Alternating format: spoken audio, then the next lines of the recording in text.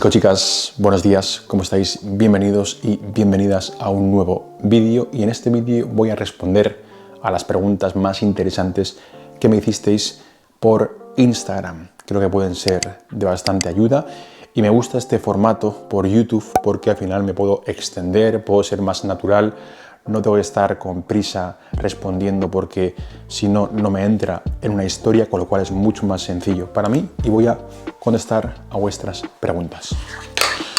Me estoy preparando el desayuno, son las 11 de la mañana y nos iremos a entrenar a eso de la 1, más o menos, porque ahora, bueno, estos días estoy probando a entrenar un poco más tarde, no en ayunas, y comer una comida, o sea, que va a ser esta, antes de entrenar, para ver pues cómo me encuentro a nivel de energía, a nivel de rendimiento, pues un poco todo, ¿no? Me gusta ir testeando, haciendo pruebas para ver pues qué tal respondo. Aquí tengo crema de arroz, sabor neutro con proteína aislada de suero, sabor chocolate, por eso veis que tiene un color caca, color marrón. Aquí tengo 120 gramos de crema de arroz y 38 gramos, bueno, 40 más o menos de proteína, que es lo que suelo consumir en este caso. Voy a ponerle un poquito de fruta y algo de grasa, que va a ser una crema de almendras. Y un pelín de crema de almendra, unos 15-20 gramos. De esta crema de almendra de HSN, que tiene una textura creamy, más líquida, y está muy buena. Es un poco más cara que la espesa, pero bueno, al final es porque es mucho más cómodo. Se tira así, ya está líquida y listo. Así que esta me gusta mucho. Pintón, ¿eh? Como veis, ¡buah! Este desayuno entra increíble. Bueno, ahora sí que sí, vamos a ir con las preguntas más interesantes que me hicisteis por Instagram. Miguel CCG pregunta: ¿qué músculo consideras más difícil de focalizar y qué consejo darías para mejorarlo? Sin duda, yo diría que la espalda es el grupo muscular más complicado de focalizar, aislar, sentir, como queráis llamarlo, y personalmente, bueno, ya no solo a mí, sino a mucha gente es o ha sido el grupo que más le cuesta sentir, ¿no? Hoy en día es cierto que evidentemente pues sé focalizar, sé aislar muy bien por la experiencia, por todo el tiempo que llevo entrenando y por todo, pero es verdad que en los primeros años, al comienzo, como principiante, sí que me costaba mucho más sentir la espalda, ¿no? O sea, era muy común, por ejemplo, hacer un entreno de espalda, terminar con los brazos súper congestionados, el antebrazo, el bíceps, todo, o sea, que me dolía muchísimo y realmente la espalda ni la sentía, hacía así como un remo y decía, qué raro, si no siento realmente la espalda, ¿no? Entonces,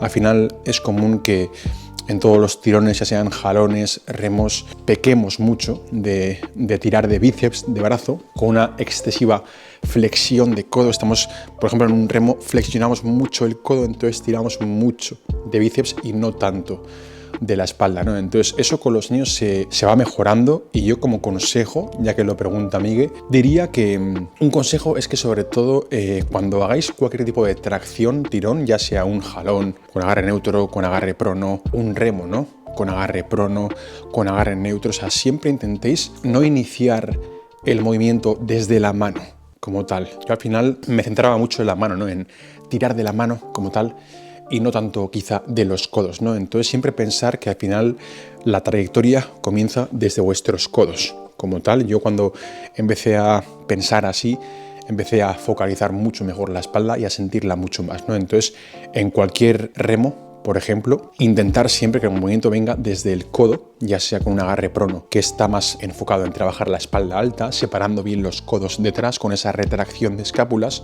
o bien con un agarre neutro, que está más enfocado a una extensión de hombro y a un trabajo del dorsal ancho, de la parte media de la espalda, ¿no? Como tal. Entonces, en vez de pensar en tirar desde las manos, yo siempre digo que uséis straps, primero de todo, o sea, usar agarraderas, que esto va a ayudar mucho también a que sintáis mejor la espalda, ¿vale? Muy importante esto. Y que el movimiento siempre inicie desde los codos. Es como, quiero llevar mi codo, por ejemplo, en un remo enfocado al dorsal ancho, un remo gironda, un remo horizontal, por ejemplo, quiero llevar mi codo hacia el bolsillo, hacia mi cintura, hacia mis caderas, mejor dicho. Entonces, hago el remo, pero siempre pensando en los codos. El codo, me olvido de la mano, el codo va hacia ahí.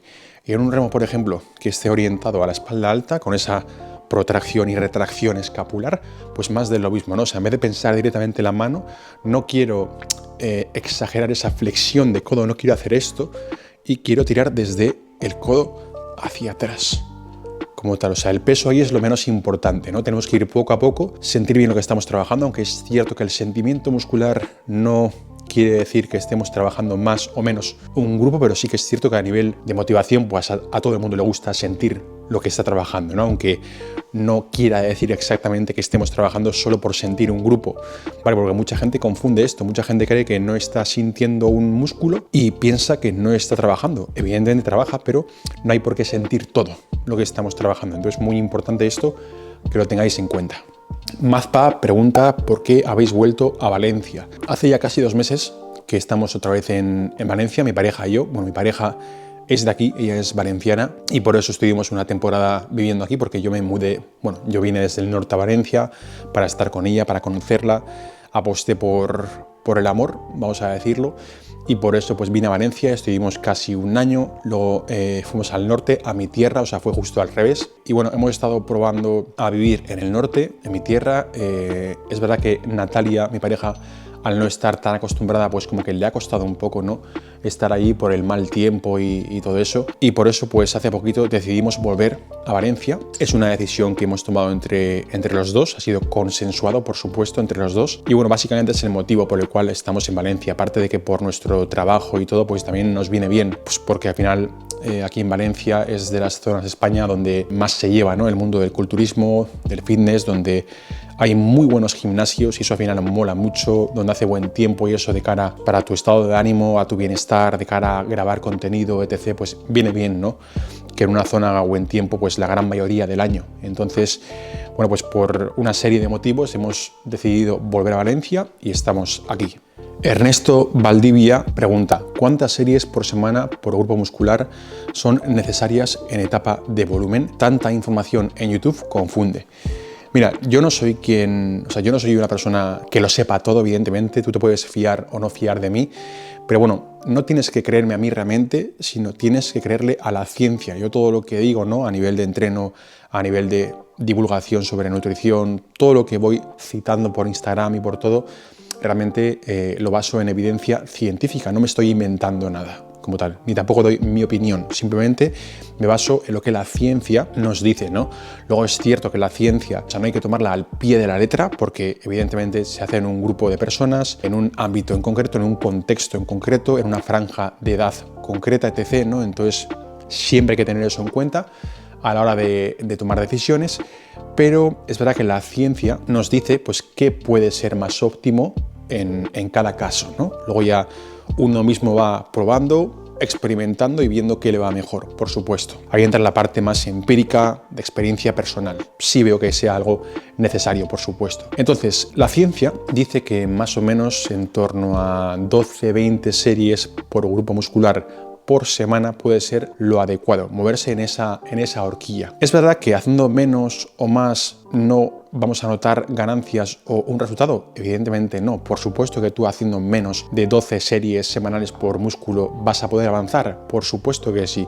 Y haciendo más de 20 también, ¿no? Entonces ahí ya entra la experiencia personal de cada persona, entran factores como la recuperación, entran factores como cómo nos sentimos también, ¿no?, al hacer X número de series por semana. Entonces yo sí que recomendaría movernos en ese rango a la gran mayoría de la gente, pero luego está el factor empírico. No tenemos que probar, testear y ver qué le va a cada persona. Entonces la ciencia apunta a eso, apunta a que una horquilla, un intervalo, un margen de entre 12 a 20 series puede estar adecuado, pero luego evidentemente eso puede ir cambiando mucho en base a lo que nos vaya mejor, en base a las preferencias de cada persona. Hay gente que opta por un volumen muy alto como tal y le va genial, hay gente que opta por un volumen más bajito y le va muy bien, le crea más adherencia, lo disfruta más. Entonces es buscar un poquito lo que más os guste, lo que podáis hacer, por supuesto, en base a vuestra vida, recuperación, preferencias, conveniencia, un poco todo, y quedaos con eso. Vale, Edurne 129 pregunta: ¿puede haber problemas de absorción de nutrientes en dieta OMAD? Para quien no lo sepa, la dieta OMAD, o bueno, el OMAD, son las siglas en inglés de One Meal a Day, o una comida al día, ¿no? Entonces Edurne pregunta si hay un problema de malabsorción si únicamente hacemos una comida al día. ¿Cómo vamos a absorber todas las calorías, proteínas, grasas y carbohidratos que estamos ingiriendo? A ver, por norma general yo no recomendaría hacer una comida al día. Yo sí recomiendo hacer un mínimo de 3 comidas al día, sobre todo por un particionamiento correcto de nutrientes, muy importante esto, y no porque las proteínas, carbohidratos, grasas no se absorban, porque sí que se van a absorber, aunque tú metas 200 gramos de proteína, que es una barbaridad, en una sola comida, se va a absorber, por supuesto, pero eso no quiere decir que sea lo mejor, ¿no? Porque lo que importa es, sobre todo, ese particionamiento, o sea, cuánta proteína va a ir, por ejemplo, de los 200 gramos, cuánto va a ir, por ejemplo, a la síntesis de proteínas musculares, a la creación de masa muscular, por ejemplo. Cuánta proteína va a ir a funciones estructurales, funciones reparadoras, funciones transportadoras, porque la proteína se encarga de un montón de funciones en el cuerpo, no solo a nivel de masa muscular. Entonces, sobre todo por un buen reparto, por un buen particionamiento, por una correcta digestión también, ¿por qué no decirlo? Porque hacer solo una comida puede ser muy pesado para cualquier persona, meter mucha cantidad de una sentada. Entonces, no es que vaya a haber una mala absorción, porque sí que es cierto que toda la proteína, todos los nutrientes que ingerimos realmente se absorben en el intestino delgado, pero cuánto de estos nutrientes va a ir a cada función que cumple en el cuerpo, pues es mucho mejor que esto se haga, por ejemplo, con unas 2 o mínimo 3 comidas, que es lo que yo recomiendo, más o menos. No haría falta hacer 4, 5 ni 6, pero sí que recomiendo un mínimo de 3 comidas al día. Jorge pregunta, cuando tuviste que hacer cuarentena, o sea, esto fue en el año 2020, hace 4 años, ¿cómo hiciste para seguir adelante y conservar tu físico? Muy buena pregunta, Jorge. Mira, pues realmente yo no tuve la suerte que tuvieron un montón de personas, ¿no?, que tenían como un gimnasio, tenían mucho material.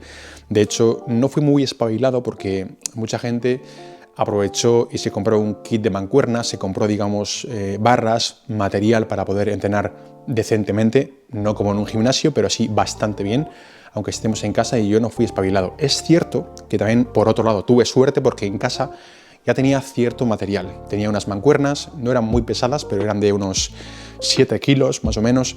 Tenía una pesa rusa, una kettlebell de 16 kilos que me compré... No, perdona. Sí.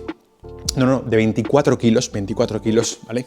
Eso porque he dicho 16, 24 kilos, una kettlebell de hierro que me compré hacía mucho tiempo, antes de la cuarentena, por supuesto, y ya la tenía en casa, entonces eso me salvó la vida.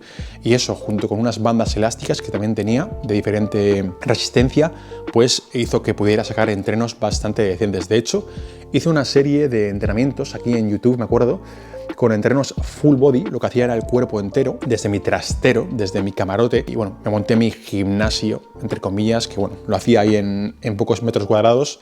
Tenía un banco también que me compré hacía un montón de tiempo, cuando tenía 15 años, me cogí un banco. Entonces, bueno, pues entre el banco, entre la pesa rusa, entre las bandas elásticas, entre, bueno, lo poquito que tenía, me apañé y sí que hacía entrenos en casa, ¿no? Es verdad que la motivación, es verdad que la intensidad no va a ser ni mucho menos igual que en el gimnasio, pero es que no nos quedó otra que aguantarnos y hacer lo que podíamos desde casa, ¿no? Entonces, bueno, tengo un recuerdo curioso de aquella temporada, pero bueno, al menos con lo que tenía, pues pude apañarme y pude sacar entrenos bastante decentes para al menos mantener el físico.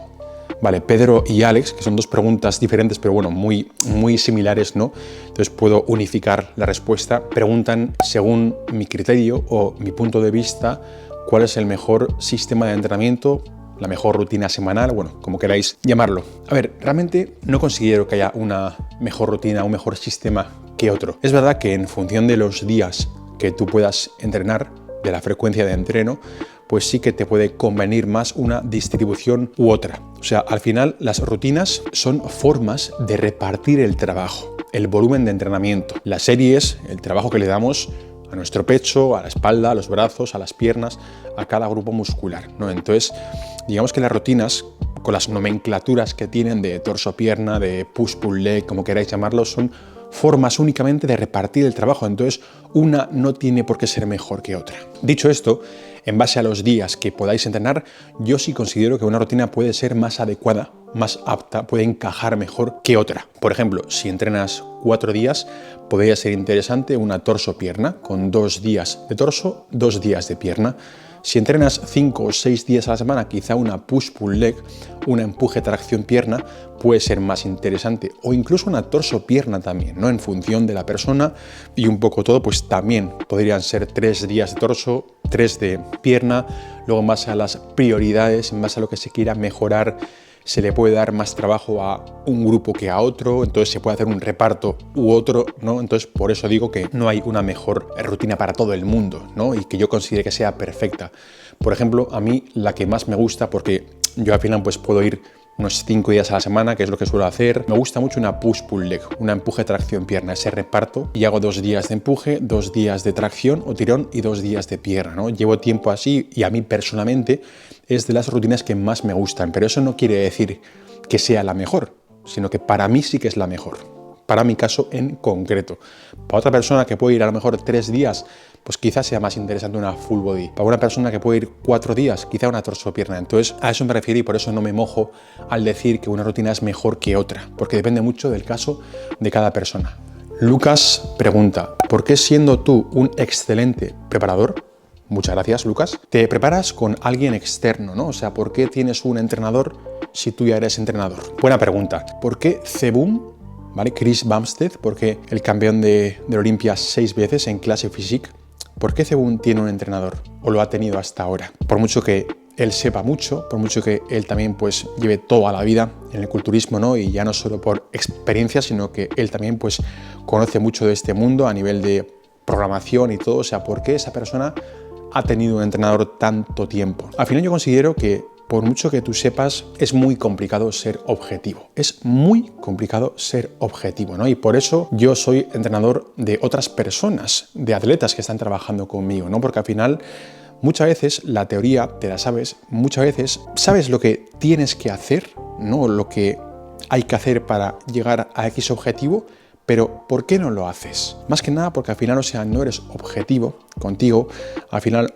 uno mismo se confía y es como que si no tiene que rendir cuentas a alguien, como que no se pone tan seria. Yo sí que sé por mi cuenta, pero es cierto que al final, por un lado, me gusta delegar el trabajo y que alguien lo haga por mí, que alguien se coma la cabeza por mí y yo solo ejecutar y seguir el plan, que sé que me va a ir bien, y eso ya me libera tiempo, comeduras de cabeza y todo.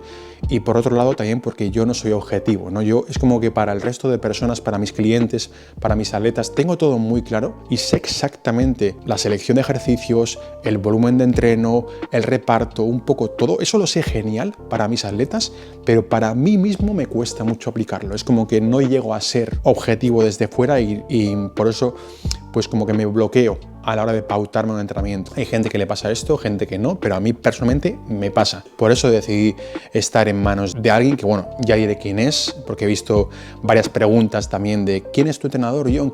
¿Con quién estás ahora? No quiero responder, al menos por ahora, porque quiero hacer un vídeo que sea solo para ello, en un futuro, cuando lo vea pertinente. Pero bueno, el motivo de estar con alguien es básicamente por eso. Vamos con la última pregunta de Amadeo. Comenta: ¿cómo puedo intentar superar la ansiedad de querer picar comida cuando el objetivo es perder grasa? Es una muy buena pregunta. ¿Cómo evitar la ansiedad? Es una buena pregunta y muy compleja al mismo tiempo, ¿no? Realmente esa ansiedad, yo me preguntaría cuál es el origen de ello. ¿Por qué tienes ansiedad? ¿De dónde proviene eso, no? Porque al final muchas veces, de hecho la mayoría, tanto por mi experiencia personal conmigo mismo como con mis atletas, todo tiene un desencadenante, todo tiene un origen, un motivo detrás, ¿no? Puedes estar pasando una temporada mala por cualquier motivo, por temas laborales, familiares, sentimentales, personales, lo que sea. Puedes no estar pasando tu mejor temporada y eso puede desencadenar cierta ansiedad por comer diferente. Puedes sabotear un poco tu objetivo, tu definición y aumentar ese hambre más emocional. Porque al final la ansiedad por comer y todo eso, o sea, no deja de ser algo puramente emocional, ¿no? Como siempre digo, porque hay dos tipos de hambre, está el hambre real y el hambre emocional, ¿no? Entonces, la gran mayoría de veces tenemos hambre emocional, porque se come por ansiedad, por estrés, comes por aburrimiento muchas veces, ¿no? Por no estar ocupado haciendo algo. Puedes estar en tu casa o bueno, donde sea, porque hoy en día hay comida en todos los sitios y es como la recompensa rápida, el placer inmediato, comer algo. Entonces yo sí que haría como una introspección y me preguntaría, o sea, ¿de dónde proviene eso? ¿Cuál es el origen de que yo pueda estar con esa ansiedad, ¿no? Porque al final, muchas veces cuando estamos tranquilos, estables, sin estrés, una temporada de nuestra vida muy tranquila, te sacias bien, no tienes gula, no tienes hambre emocional porque todo lo que comes te sienta bien, te es suficiente. Evidentemente, si comes 1000 calorías o menos, es muy poco, pero con unas cantidades razonables no tienes por qué sentir un hambre emocional, ni mucho menos, ¿no? Siempre y cuando tu contexto esté tranquilo. Yo te diría que sobre todo para intentar no picar, no comer en los momentos que tienes más ansiedad, intentes hacer otra cosa que te mantenga distraído y que te guste. Por ejemplo, date un paseo, camina, escucha música, medita, que viene súper bien la meditación y está súper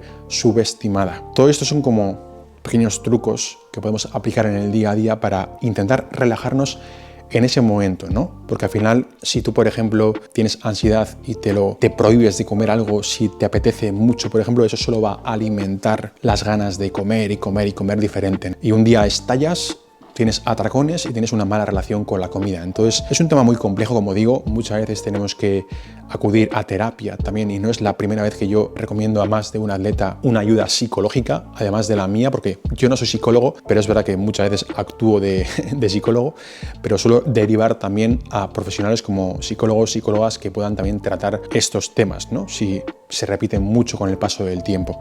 Entonces yo te diría que sobre todo indagues, introspecciones, que reflexiones, ¿no? Contigo mismo y digas, joder, ¿por qué surge esto? Puede ser que no esté en mi mejor momento y esto esté desencadenando ansiedad en mí, ¿no? Esté desencadenando ganas de comer que no puedo evitar o que me cuesta mucho evitar, ¿no? Entonces yo a priori, sin conocerte, te diría eso, que trates de distraerte, trates de sobre todo darte un paseo, relajarte, despejarte, hacer respiraciones profundas, muy importante. La meditación te puede ayudar muchísimo también a reconducir un poco todo y que todo fluya mejor y bueno, grosso modo pues es lo que te puedo decir. Así que chicos, chicas, hasta aquí el vídeo de hoy, espero que os haya gustado. Al final son vídeos largos porque bueno, me tomo mi tiempo para contestar tranquilamente a todas las preguntas que me hacéis. Cualquier pregunta que tengáis, hacérmela en comentarios, que voy a intentar responderos. Siempre respondo a todas las preguntas y me gusta mucho que dejéis un comentario dejando preguntas, vuestra opinión, qué os ha parecido el vídeo, lo que sea, que siempre se agradece un montón. Si aún no te has suscrito, hazlo ahora mismo, que es totalmente gratis y es solo un botón muy sencillo. Sígueme por Instagram, que te lo dejaré por aquí o por aquí. Ha sido como siempre un placer y te veo en el siguiente vídeo.